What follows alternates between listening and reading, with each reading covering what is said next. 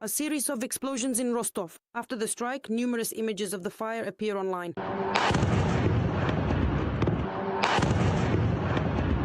A noisy night in Belgorod. The Yuzhnaya substation, Luch CHP, and warehouses, as recently seen, were hit.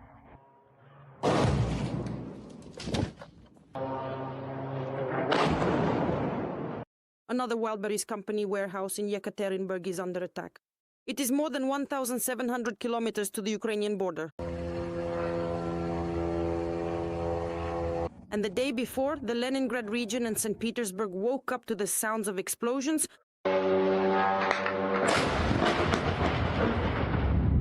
Why couldn't they fight back? Why? Overnight, on Friday, UAVs attacked 4 warehouses of the Russian logistics company Wildberries in different cities across Russia and in temporarily occupied Crimea. Well, good morning to you. This is what our workday looks like today. I'm just sitting here watching the packages burn out. Earlier this week, drones also visited warehouses in Voronezh. The company's logistics hub in Krasnodar is under attack. They ran out of missiles after the attack on Moscow, so they decided to ruin the weather in Krasnodar. Drones struck company facilities in Stavropol Krai, Tambov Oblast, and the Moscow region. Earlier, attacks by the Ukrainian armed forces on Russian oil refineries had already caused a fuel shortage within Russia. However, it was the strikes on marketplace warehouses that brought the consequences of the war directly into the everyday lives of ordinary Russians, writes The Economist. The new campaign by the Ukrainian army is intended not only to inflict economic damage on the aggressor, but also to show Russians that the war is increasingly affecting each of them. This is already an article in The Telegraph. Estonian intelligence reports that the damage caused by the strikes on warehouses could amount to $2 billion. Through logistics companies such as Wildberries, military goods are sold in Russia, including the shipment of drones, their components, and navigation devices. The company's website features numerous offers: body armor, sights, and fiber-optic coils. Therefore, for Ukrainian forces, warehouses storing such equipment are entirely legitimate military targets. Lesia Holovina, We Are Ukraine, United News Marathon. Ukraine has changed its tactics for conducting long-range strikes on Russian territory. According to The Telegraph, after attacks on oil depots and refineries, Ukrainian drones began targeting the logistics complexes of the Russian marketplace Wildberries. At least 7 of the company's facilities have been damaged. For years, most Russians tried to ignore the war, which did not affect their daily lives.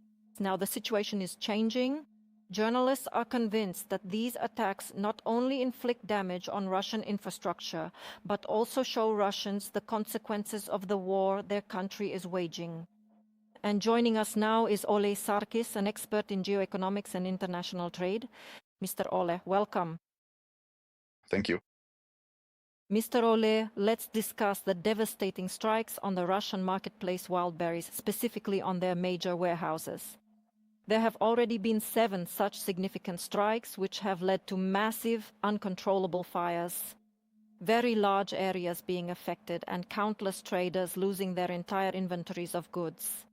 So, how will this situation in general affect the retail trade industry and the broader domestic consumer market across the entire Russian Federation?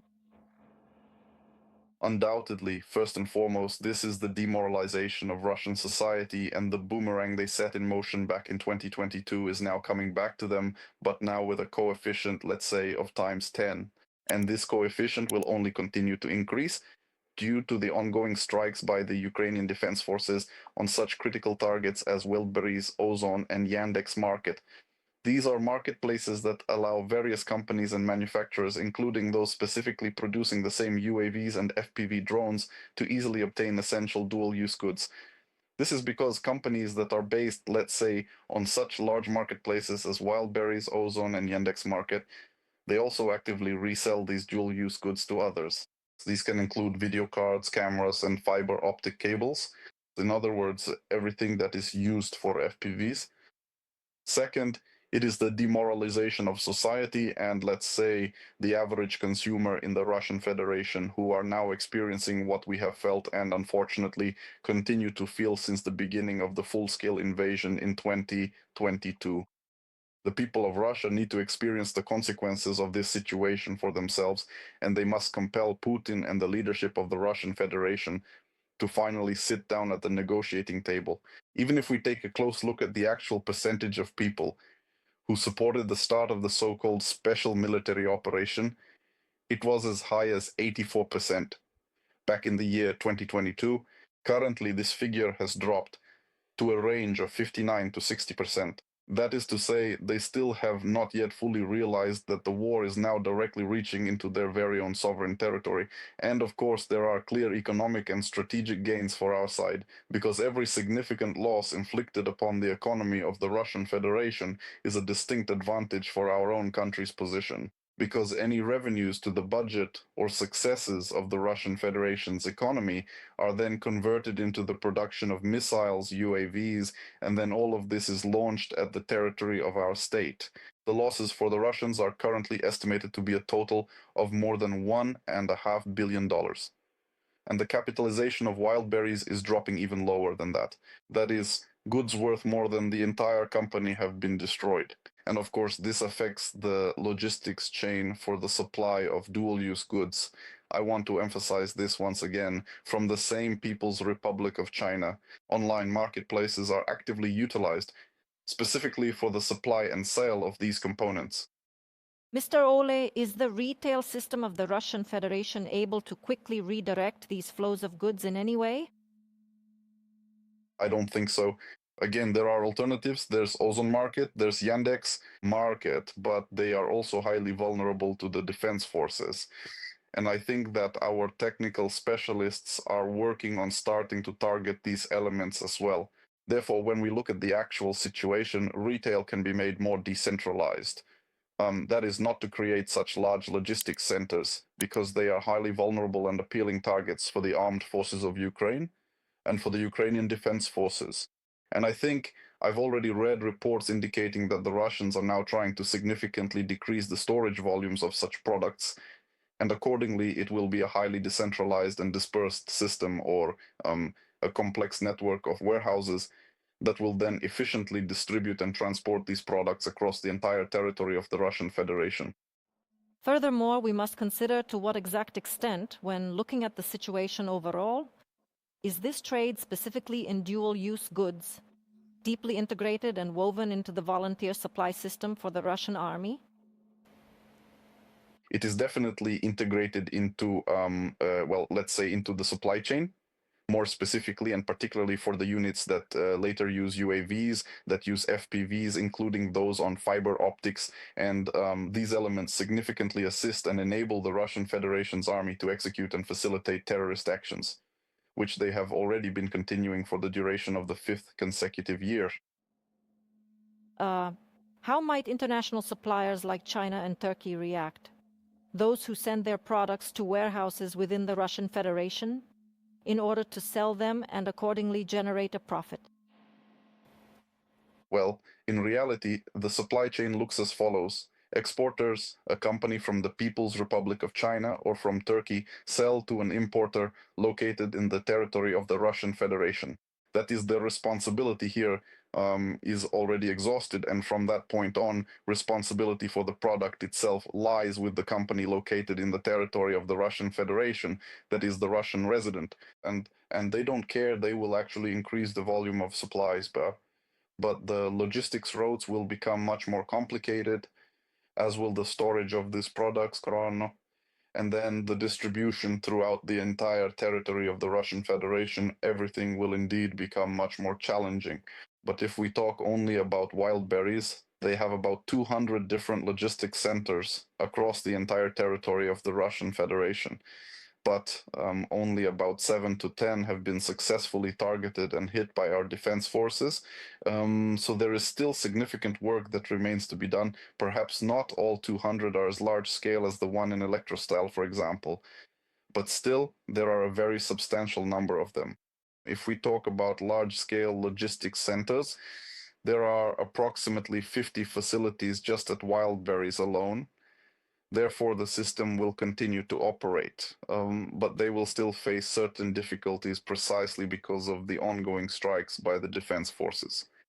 In the recent past, Russians began to feel the war through the steady increase in fuel prices, fuel shortages, long queues forming at local gas stations, and the inability to fill up fuel in canisters. And now, this is a significant blow to online shopping and to general commerce. This is a direct and substantial loss of the specific property they have ordered and are waiting for. When we consider these two categories, fuel supplies or various consumer goods, which of them actually creates the greatest cumulative effect for Russian society as a whole? All of this is direct psychological pressure on Russians and, again, a demoralization of society. This is one of the components of waging war.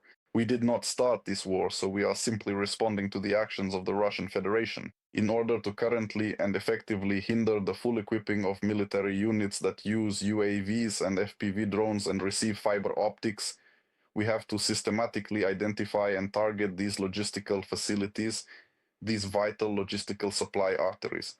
But all of this is also intrinsically linked to the lives of ordinary Russians. And this mounting economic pressure fuel the steadily increasing costs of finished goods on supermarket shelves and the widespread scarcity of essential products that they previously could easily and conveniently order through online services, all like Yandex, Market, Wildberries, to receive quickly and efficiently from the People's Republic of China, first and foremost. All of this, of course, negatively affects their mood. And the percentage we talked about earlier, I mean those who support the so-called special military operation, is decreasing precisely because of such actions. Now we are waiting for the upcoming parliamentary elections in September to the State Duma of the Russian Federation. And the more we can now show the Russian people that the launched special military operation was a catastrophic and tragic mistake, the lower, in fact, will be the total percentage of people who choose to vote for the ruling United Russia Party. Although we clearly understand that they live in a strictly dictatorial country, and even there, in essence, they don't really have the fundamental right to vote, United Russia will continue to govern the nation, but the number of citizens who are dissatisfied will steadily continue to grow. Ukraine is no longer just a recipient of military aid, but is becoming a partner that shares its own experience with the West. This is reported by Business Insider. Journalists say that over several years of war, the Ukrainian army has gone from being dependent on supplies from allies to developing its own technologies, particularly in the field of drones and robotic systems. Now, NATO countries are studying Ukraine's combat experience because it is on the battlefield in Ukraine that new approaches to modern warfare are being tested. So, Mr. Oler, tell me, how exactly does this change in status affect Ukraine's economic and geopolitical position? You see, we are no longer mere supplicants. Rather, we have become a direct supplier of those means that have truly proven their effectiveness on the modern battlefield. How does this affect our negotiations with the West and the allocation of macro-financial assistance to us?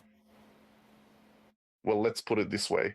We could potentially use this advantage for a variety of specific barter trades. That is, we can offer NRK systems, UAV systems, surface drones, and underwater drones, and we can provide this solution as a complete package, meaning not just individual elements, which can guarantee the safety and security of, say, Poland in the air or on the water, or be used as NRK.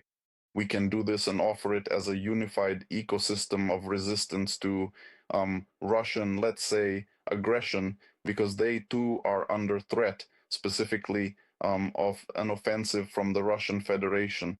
We know exactly how to implement and fully integrate this into their system, and in return, we should receive certain benefits for our national defense forces.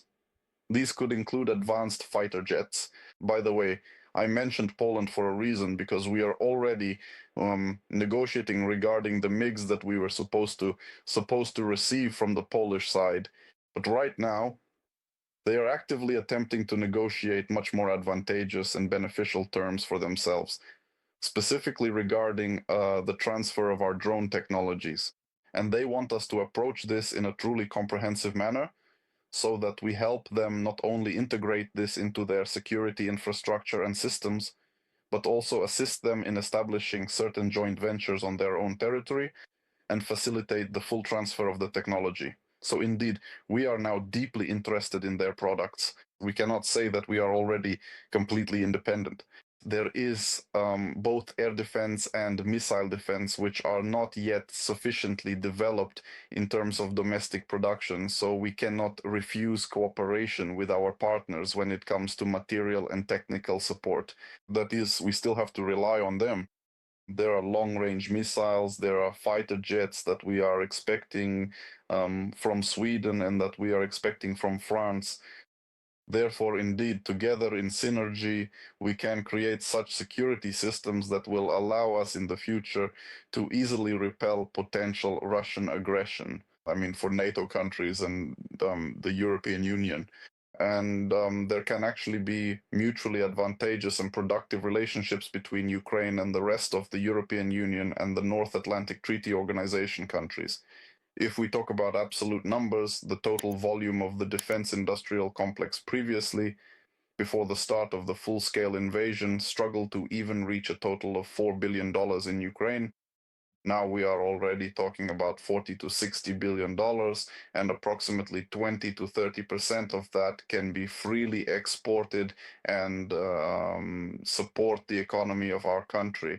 Therefore, for us, this is actually a very significant benefit and a great advantage that we can use. Unfortunately, of course, the ongoing conflict and war taking place on the territory of our country, in order to develop advanced defense complexes, which we can then export to international markets and further expand our strategic cooperation with our partners. Mr. Ole, thank you very much for your expert opinion. That was Ole Sarkis, an expert in geoeconomics and international trade, who was with us.